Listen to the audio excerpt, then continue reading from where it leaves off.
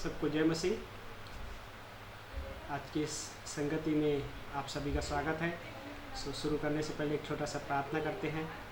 परमेश्वर पिता, हम धन्यवाद करते प्रभु आज के इस दिन के लिए, आज के इस समय के लिए। लॉर्ड पिता, हम आपके उस अनुग्रह के सिंहासन के पास आते हैं। लॉर्ड ब्लेस करो इस समय को प्रभु, इस संगति को ब्लेस करो आपकी महिमा के लिए प्रभु।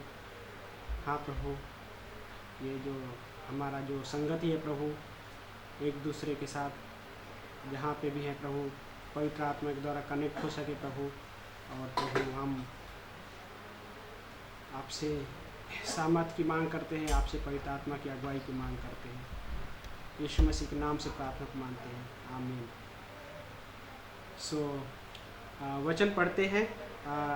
आपने पढ़े होंगे यूहन्ना का अध्याय 5 में जो ये हिस्सा है, और यूहन्ना का 5 अध्याय वचन नंबर 5 से 9 ये कहानी आप पढ़े रहेंगे।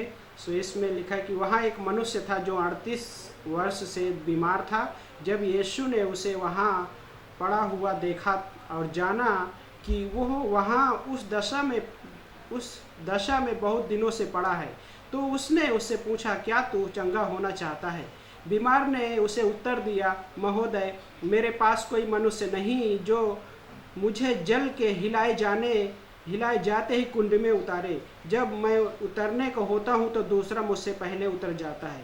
यीशु ने उससे कहा, उठ, अपना बिछौना उठा और चल फिर। वह मनुष्य तुरंत चंगा हो गया और अपना बिछौना उठाकर चलने लगा, और वह सप्त का दिन था। यहाँ पे है ना, इस कहानी को पढ़े रहेंगे कि एक्चुअल में एक तालाब है ना, जो कि सिलो कुंड, और वो उस तालाब का पानी का एक हिसाब से कैसा था कि उस जल को है ना हिलने के लिए इंतजार करना पड़ता था कि एक स्वर्गदूत आकर उस जल को हिलाता था। लेकिन वहाँ पे क्या करना पड़ता, इंतजार करना पड़ता था। तो जो मुख्य जो विषय है ये है कि शक्तिहीनता और सर्वसामर्थी है ना। हमारा परमेश्वर जो है सर्वसामर्थी है, लेकिन यहाँ पे ऐसा एक व्यक्ति है जो शक्तिहीन है, निर्बल है, असहाय है। लेकिन दूसरा हिस्सा स्वर्गदूत है, लेकिन उसका इंतजार करना पड़ता है ना। लेकिन यीशु मसीह सर्वसामर्थी परमेश्वर है, वहाँ पे है जिसका इंतजार नहीं करना पड़ रहा है, क्योंकि वो स्वयं यीशु मसीह उसके पास आया है ना। गॉड अद्भुत चीज़ें ऐसा ही करता है कई बार, और कई बार इंतजार भी करना पड़ता है ना। कि कुछ चीज़ें जो जैसे प्रेयर करते हैं, तो प्रेयर में गॉड कभी हमसे मतलब इंतजार करने के लिए इंतजार करना पड़ता है उस प्रेयर के उत्तर का। लेकिन जो सर्व सामर्थी परमेश्वर, मैं एक चीज़ सोच रहा था, यहोशू का अध्याय में एक्चुअली जब यहोशू का अध्याय 5 अध्याय में और वचन नंबर 13 से आगे जो हिस्सा है, वहाँ पे यीशु जो यहोवा का दूत यीशु मसीह बनकर वहाँ पे यहोशू के सामने प्रकट होता है। तो यहोशू पूछता है कि तू किसकी ओर से, हमारी ओर से या सामने वाले है ना उनकी ओर से है? तो वहाँ पे यहोवा को दूत कहता है कि मैं सेनाओं के यहोवा का क्या कैप्टन हूँ।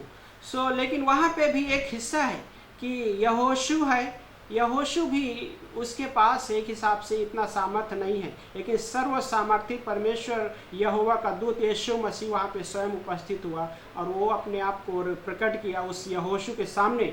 यहोशू उसके पहले लड़ाई करने जाने वाला था ना। हमको पता है यरीहो का दीवार है ना, जो क्या बोलते हैं, यरीहो की दीवार को गिराना था, और वहाँ पे उसके पास सामर्थ्य नहीं था। लेकिन सर्व सामर्थी परमेश्वर वहाँ पे प्रकट हुआ, और सर्व सामर्थी परमेश्वर वहाँ एक हिसाब देखा है तो स्वयं उस ओर से लड़ाई करता है ना, क्योंकि वो सेनाओं के यहोवा का कैप्टन है।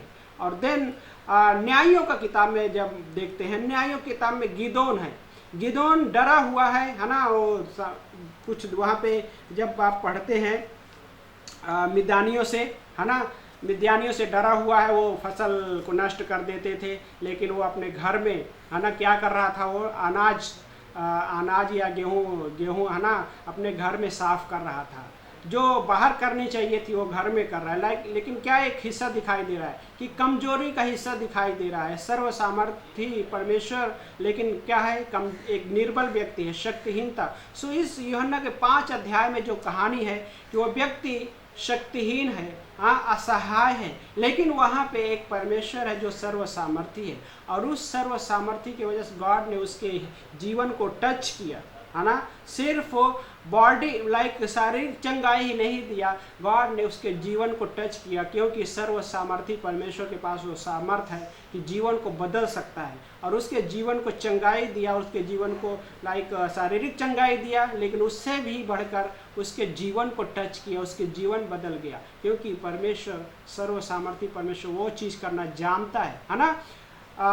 एक चीज़ की लाइक क्या बोलते हैं कि स्वर्गदूत वहाँ पे है, लोग इंतजार करना पड़ता था उनका। स्वर्गदूत के पास वो सर्व सामर्थ्य नहीं है, वो स्वर्गदूत, है ना, उसका वेट करना पड़ता था कि पानी को हिलाया जाएगा उसके द्वारा।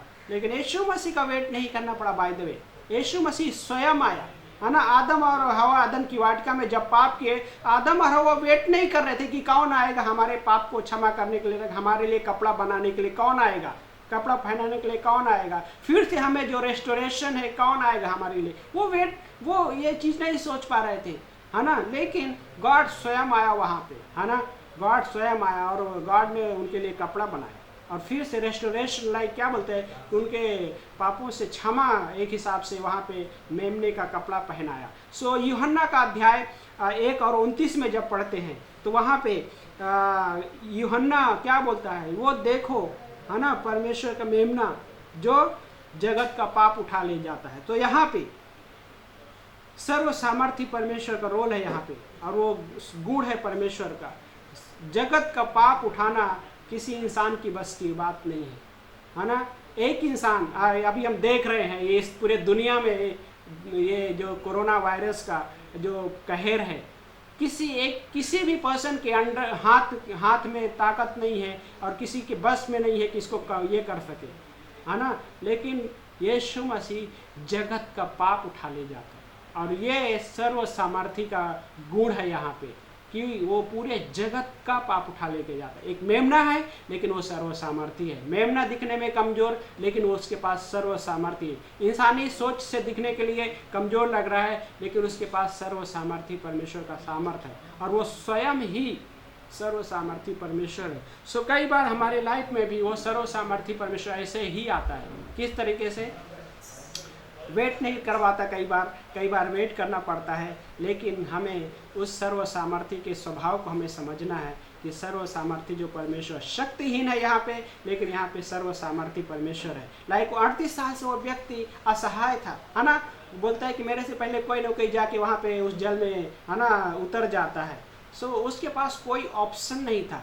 सो लेकिन हम भी ऐसा ही आप बिलीवर लाइफ में कई बार हमें भी वो क्या बोलते हैं कि हमारे सारे ऑप्शन परमेश्वर के पास है ना। और यीशु मसीह उस व्यक्ति के पास कोई ऑप्शन नहीं था, लेकिन वहाँ पे उस ऑप्शन का पूरा फाइनल हल जिसके पास है वो स्वयं उपस्थित हुआ, और वो है प्रभु यीशु मसीह, है ना।